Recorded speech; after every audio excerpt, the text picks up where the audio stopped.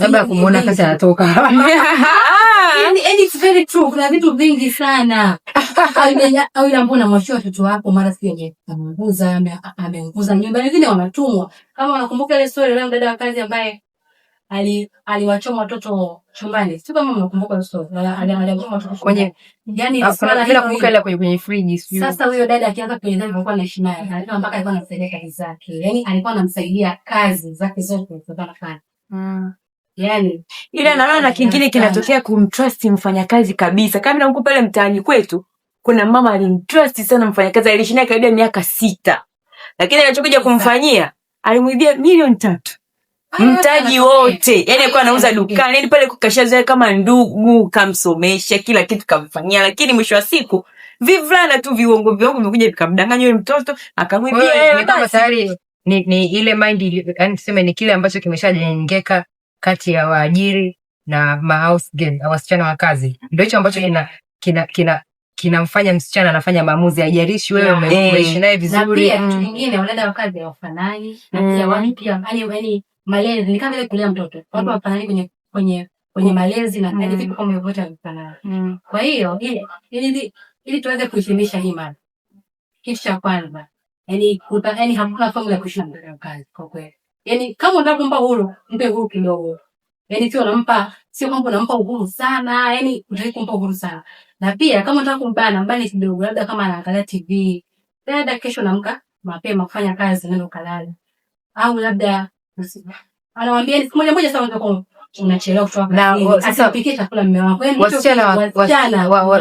wasichana wenyewe wajisahau, unampa majukumu yote. Sasa hapo kwenye kumpa majukumu yote mdada wa kazi. Simwamini sana. Bai kabisa kufanya. Yani sio kitu kizuri kabisa. Unakuwa ufanye kazi tena unajua unakuwa ufanye. Unakaa tukifika tu unakaa. Letee maji. Lete hiki. Kwanza ukifika unakaa sebuleni pale. Kila kitu unatupa pale. Njoo chukue viatu.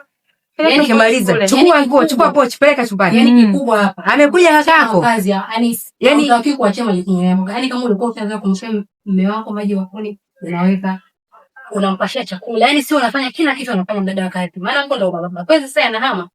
Anakula cha mdada wa kazi. Kisha kitaandika na mdada wa kazi. Jamani, hiyo kweli hapana. Yaani usiwaamini sana. Ndio jamani mbona tunafanya. Lakini wasichana wana makosa hapo na au wanaume pia wana makosa pia.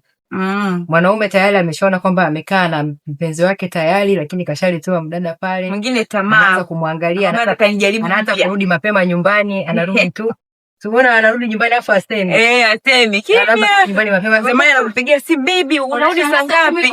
Wewe anajua muda wako kurudi, lakini anarudi nyumbani wasema ili akae na dada. Akae na dada, muulize tu maswali. Kwa hiyo na ni wanaume hii yenyewe sasa hivi. Dada anakuja ananogewa. Unashangaa, na mimi mwenyewe mama mwenye nyumba kama wewe. Alafu na msichana mwenyewe ndio huyo anakuja kwa ajili ya target moja, nimekuja kufanya kazi. Hapa kazi tu. Yaani na sasa. Kwa hiyo kila kazi yaani anakuja kufanya kitu ambacho sio kwamba mpija kuja kazi hapo nyumbani kwako, hapana. Yaani amekuja na target hii moja. Leo mimi naishi kijijini, nataka kutoka na nitatokea kwenye nyumba hii. Nikizubaa hapa mimi nitarudishwa kule. Kwa lazima na mimi nichangamke hapa nichangamkia tenda. Shauri huyu baba lazima awe wa kwangu. Ndo kama hivyo kuna msichana mwingine naye akaanza kufanya sijui madawa gani, madunguli gani, mwanamke anaonekana mchafu, sijui anaonekana yeye nini. No, that's reality, yani ni ukweli. Dada akaanza kuonekana kwamba ananuka. Mchafu, ananuka kabisa. Kabisa alimfanyia. Sijamaliza bado. Dada alifanya vitu akamfanya mwanamke akawa ananuka kabisa, yani kabisa. Wasichana hao dada wasichana hawa kafanya mwanamke ananuka kabisa kwa mume wake. Ananuka. Sio kwamba ni story. Harufu kali mbaya, katengeneza vitu alivyotengeneza huko anajua. Alafu akatoka kaenda akamwambia msichana wa kazi wa jirani. Akamwambia hivi, akamwambia msichana wa kazi wa jirani. Akamwambia atasumbuka sana, mimi najua. Alafu anamwambia sijui nini, anamwambia msichana wa kazi. Hana atahangaika sana, yani wewe acha tu. Alafu wengine wakuta jeuri, mwingine anakuambia jaribu uone, nitakuonyesha. Yaani mtu anakuambia kitu mpaka unaogopa. Lakini at the last stage ni yani kwamba baadaye mwanamume anakuja kumfukuza yule dada. Tayari ashatengenezwa picha tofauti na ile ambayo ilikuwepo. Lakini alichokuja kukomboa ni yule dada wa kazi wa nyumba ya pili. Yani dada ndio alikuwa anambia mko msikilize. Dada wa ndani hapa anamfanyia dada aliyemleta anamfanyia hayo maswala. Alafu anaenda anampigia story dada wa nyumba ya pili kwa shoga yake. Kwa hiyo mama akakaa pale dada akawa ananuka. Kwa hiyo ikabidi ndio hivyo haiwezekani. Kwa hiyo nyumba ya pili, dada wa nyumba ya pili akaenda kumwambia dada, akamwambia bosi wake. Anaambia unajua, yani yule dada yule pale kafanya hivi na hivi na hivi kwa yule mkeo. Hivi umeona Kwa hiyo yule pale ndo akaja akamwambia huyu. Sasa issue kama hiyo mnaona kwamba sio umpe uhuru ufanyaje. Sasa inawezekana dada hapa alikuwa anafanya kila kitu. Unajua kuna nyumba zingine dada wa kazi hali chakula, yani hali chakula kimoja na familia. Yeye atakula ugali, inawezekana anakula wale anakula pilau. Hayo mambo yapo kwenye familia. Yeye atabaki nyumbani wazee wanatoka outing.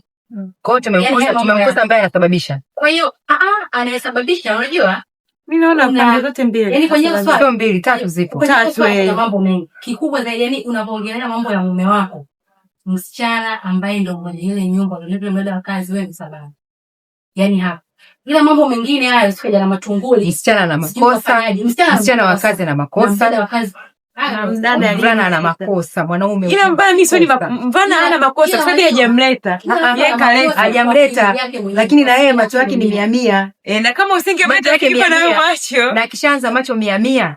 Wewe mwanaume kishaanza macho 100, wewe huwezi kubadilisha chochote. Ndivyo ambavyo ameamua. Umeona tunashindwa kujua yupi mwenye makosa. Hapa kuna wewe dada, kuna huyo mchumba wako, alafu kuna dada wa kazi.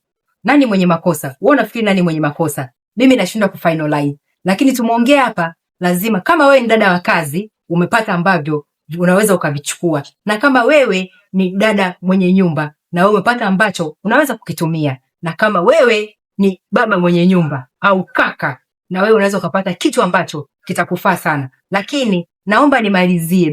The final conclusion utaipata kwenye segment ya pili. My story.